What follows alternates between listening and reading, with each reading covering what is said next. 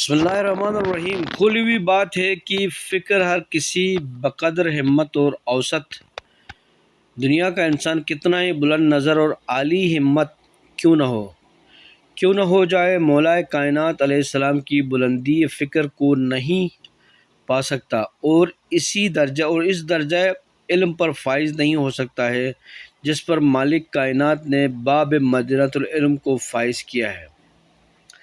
آپ فرمانا چاہتے ہیں کہ تم لوگ میری اطاعت کرو اور میرے احکام پر عمل کرو، اس کا اجر و ثواب تمہارے افکار کی رسائی کی حدوں سے بالا تر ہے۔ میں تمہارے لیے بہترین ثواب کی امید رکھتا ہوں اور تمہیں بدترین عذاب سے بچانا چاہتا ہوں، لیکن اس راہ میں میرے احکام کی اطاعت کرنا ہوگی اور میرے راستے پر چلنا ہوگا، جو در حقیقت شہادت اور قربانی کا راستہ ہے، اور انسان اسی راستے پر قدم آگے بڑھانے سے گھبراتا ہے۔ اور حیرت انگیز بات یہ ہے کہ ایک دنیا دار انسان جس کی ساری فکر مال دنیا اور ثروت دنیا ہے، وہ بھی کسی ہلاکت کے خطرے میں مبتلا ہو جاتا ہے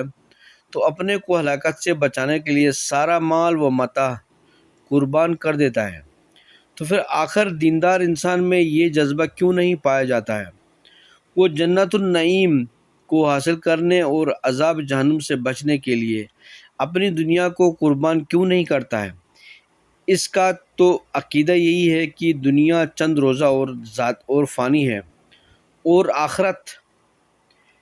ابدی اور دائمی ہے، تو پھر فانی کو باقی